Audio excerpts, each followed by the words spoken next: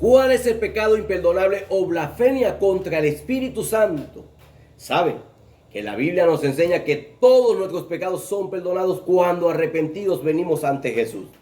Pero hay un pecado que Jesús dijo que no recibiría perdón ni en este siglo ni en el venidero. Y este es conocido como la blasfemia contra el Espíritu Santo o el pecado imperdonable. ¿Pero qué significa? ¿Cómo puede una persona caer en él? Y sobre todo, ¿cómo podemos estar seguros de no haber cometido semejante pecado? Hoy responderemos a estas preguntas.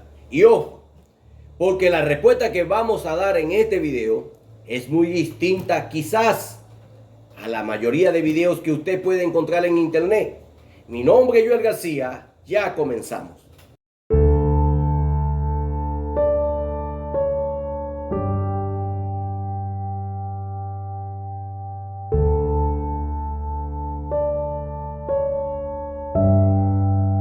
Nos encontramos con el Evangelio de Mateo, con el gran acontecimiento cuando Jesús estaba sanando y libertando a un joven que estaba endemoniado, ciego y mudo. Una vez el milagro fue hecho, muchos se asombraron y glorificaron a Dios.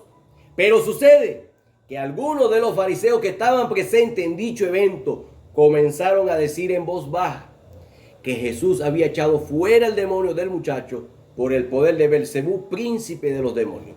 O sea, que él había echado el demonio por el poder de Satanás. Y dice el pasaje que Jesús le respondió dando tremenda advertencia de que todo pecado sería perdonado, pero que la blasfemia contra el Espíritu Santo nunca sería perdonada. Esta terrible advertencia ha hecho que miles o millones de personas en el mundo que se encuentran con este pasaje de la Biblia han sido confrontadas y se preguntan acerca de cuál será ese pecado imperdonable. Muchos dan una interpretación de este pasaje que al menos a mí no me satisface, porque creo que esa posición, aunque tiene parte de la verdad, ignoran por completo todo el contexto y las palabras de Jesús. Permítame decirle de qué se trata esa primera posición teológica, para luego exponerle la segunda posición, que creo que es la correcta. Algunos explican que la blasfemia contra el Espíritu Santo es sencillamente resistirse a la obra del Espíritu Santo, o sea, resistir el llamado de arrepentimiento en sus corazones y no aceptar a Jesús. Según este punto de vista, los fariseos que estaban murmurando frente al milagro hecho por el Señor se estaban resistiendo a reconocer a Jesús como Salvador, aún viendo los milagros y las señales, y que por esto estaban blasfemando contra el Espíritu Santo. Esta posición tiene algo de verdad en sus bases, pero creo que no es la respuesta directa a qué es el pecado imperdonable. Y digo que tiene algo de verdad porque es una realidad que cuando el Espíritu Santo toca el corazón de alguien para que se arrepienta y esta persona se opone constantemente a la salvación y resiste a ella, puede llegar al punto donde Dios le entregue a sus pecados y así su conciencia sea cauterizada y ya no sienta más arrepentimiento en su corazón. Ahora bien, aunque esto es una gran verdad, creo que no es la respuesta absoluta a la pregunta que tenemos enfrente de nosotros hoy. Quizás sí es correcto decir que el resistirse a la obra del Espíritu Santo una y otra vez puede hacer que provoque que alguien blasfeme contra el Espíritu Santo. Pero no es el pecado en sí. Y ojo, quiero que escuchen esto. El resistirse al Espíritu Santo no solamente es oponerse a la salvación, sino que también tiene que ver con resistirse a su mover, o sea, a sus manifestaciones y señales y su presencia. Porque el Espíritu Santo no solamente ha venido a la tierra para sellar a los creyentes, sino también para llenarlo de poder, a fin de hacerle testigo de Cristo hasta lo último de la tierra. Como vemos, por ejemplo, en el libro de los Hechos, un libro lleno de mensajes cristocéntricos y evangelísticos, pero también acompañado por señales hechas por cristianos bajo el poder del Espíritu Santo. Así que resistirse a la obra del Espíritu Santo no solamente se refiere a resistirse a la salvación o resistir a su presencia o a sus manifestaciones o resistirse a su mover, sino también a resistirse a su presencia, a sus manifestaciones y milagros. Así que resistirse por largo tiempo a la obra del Espíritu Santo, ya sea en cuanto a la salvación o a sus manifestaciones. Sí puede ser que esto ocasione que alguien blasfeme, pero no es el pecado imperdonable en sí. Entonces, ¿qué es el pecado imperdonable? Creo que el pasaje es muy claro y quedarse con la primera opinión popular que acabo de comentar, creo que es ignorar por completo el pasaje y su contexto. Primero, permítame decirle que el pecado imperdonable no es tener pensamientos malos contra Dios o quejarse contra Él por eventos que han acontecido. Más bien, el pecado imperdonable es atribuirle a Satanás o a los demonios una obra o milagros o señales hechas por el Espíritu Santo. Aunque dicho sea esto de paso, no es algo que se comete una vez en ignorancia y ya, simplemente la persona está condenada. No, sino que aparentemente tiene que ver con algo premeditado y con conocimiento de las Escrituras o algo que es continuo. Y permítame ir con ustedes al texto de la palabra de Dios y ver por qué digo esto. Y le pido por favor que se quede hasta el final del video y que primero escuche los argumentos para luego entonces comentar. Ahora bien, en primer lugar, es importante que veamos el contexto para poder entender por qué Jesús dijo aquello de la blasfemia. En esta historia, como leímos al principio, obviamente Jesús había echado fuera el demonio del hombre por el poder del Espíritu Santo, como Cristo mismo testificó en el versículo 28. Es a través de esa unción del Espíritu Santo que Cristo obró en todos sus milagros, en todo su poder y en el ministerio, al igual que su iglesia hoy en día lo hace. Pero los fariseos allí presentes se atrevieron a decir que el milagro había sido hecho bajo el poder de Satanás, porque según ellos Jesús estaba endemoniado. Oiga esto, ante esa declaración de ellos, Jesús toma la palabra y comienza a hacer una defensa acerca de la procedencia del poder con el cual él echó fuera ese demonio.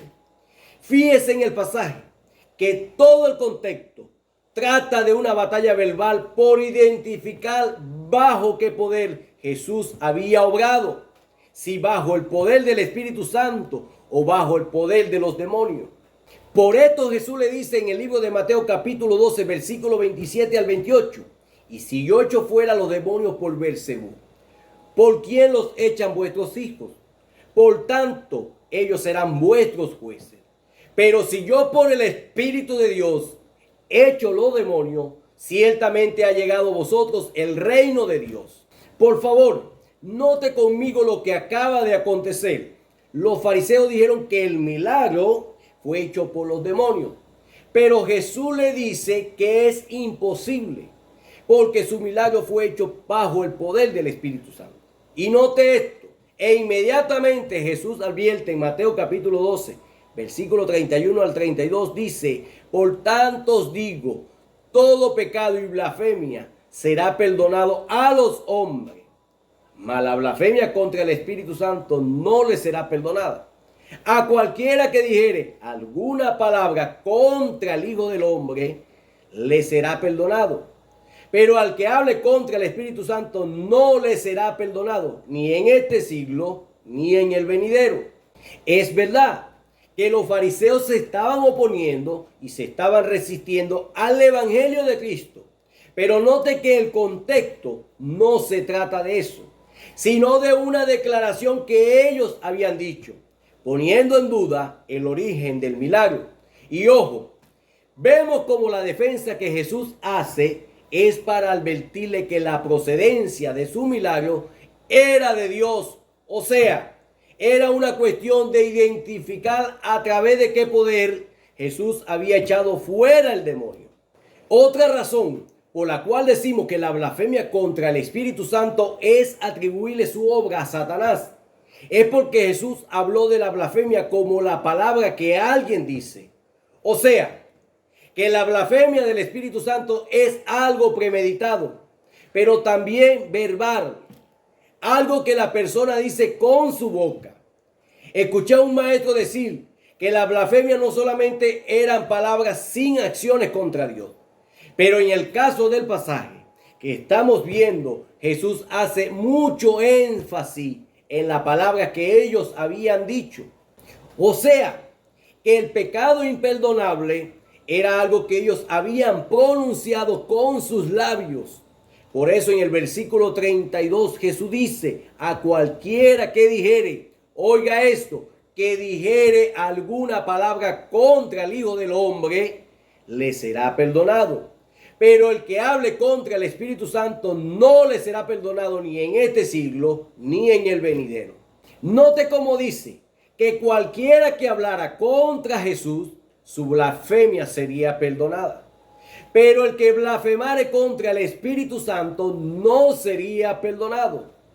También en el versículo 36, terminando el pasaje, más en el mismo contexto, Jesús concluye así: mas yo digo que toda palabra ociosa que hablen los hombres, de ella darán cuenta en el día del juicio, porque por tus palabras serás justificado y por tus palabras serás condenado. Note una vez más como este pasaje bíblico completico, desde el principio al fin, se trata de palabras que los fariseos habían dicho, atribuyéndole el milagro al poder de los demonios. Y como último dato bíblico, me gusta mucho como el libro de Marcos relata esta historia, porque creo que le pone el broche de oro. Hasta ahora solamente vimos la narración de Mateo, pero en el libro de Marcos, capítulo 3, versículo 28 al 30, el Señor Jesús dice: de cierto os digo que todos los pecados serán perdonados a los hijos de los hombres, y la blasfemia, cualquiera que sea. Pero cualquiera que blasfeme contra el Espíritu Santo no tiene jamás perdón, sino que es reo de juicio eterno. Y automáticamente dice el siguiente versículo: porque ellos habían dicho, tiene espíritu inmundo.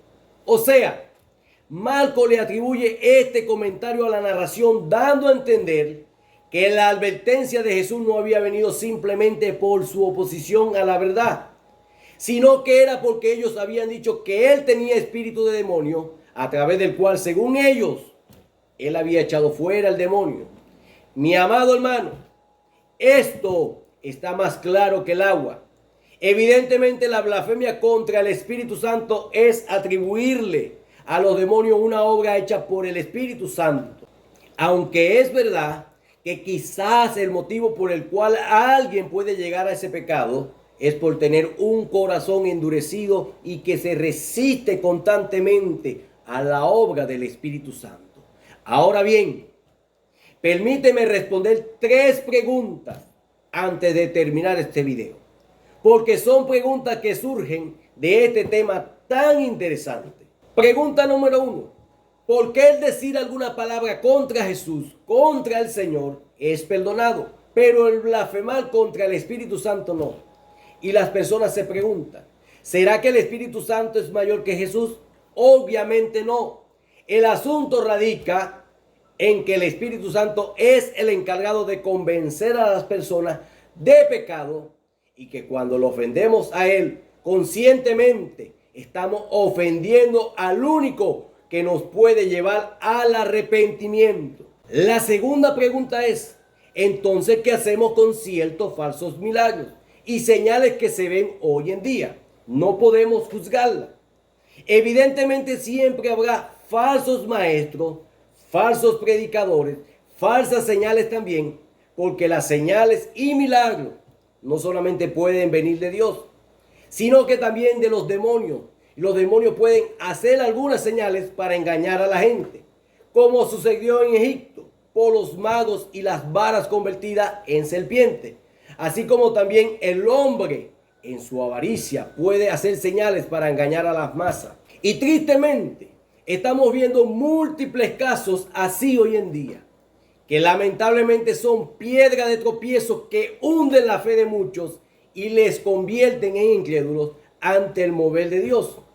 Pero acerca de cómo saber cuando una señal o un milagro o un evento es hecho por el Espíritu Santo o por el diablo, mi consejo es que para juzgar sanamente la procedencia de alguna señal es necesario usar dos herramientas principales. Número uno, la palabra escrita de Dios, la Biblia, porque toda enseñanza, doctrina o señal o milagro tiene que regirse por el filtro de la palabra de Dios.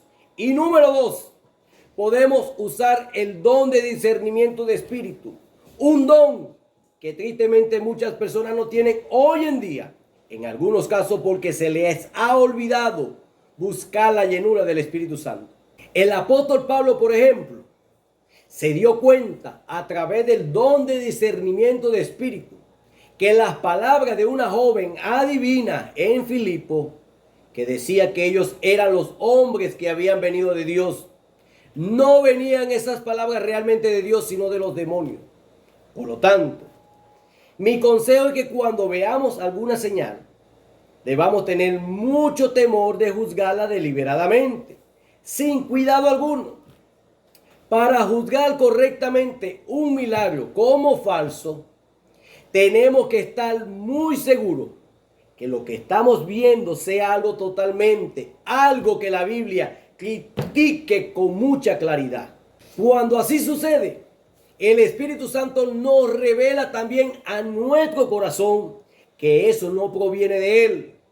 Pero insisto en que debemos de tener mucho cuidado de no confundir la verdad de la palabra con limitantes religiosas que a veces hemos creado en nuestra mente, ya sea por incredulidad ante el mover del Espíritu o por alguna enseñanza tradicional que hayamos recibido al respecto.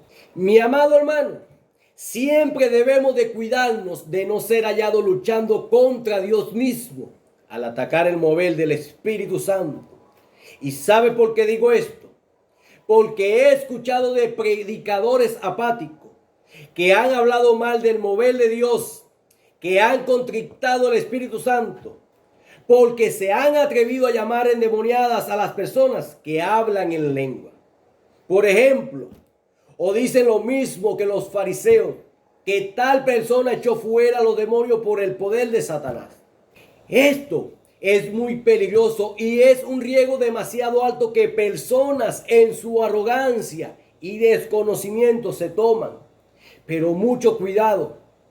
Debemos entender que Dios no cabe en una pequeña caja de teoría que el hombre haya creado.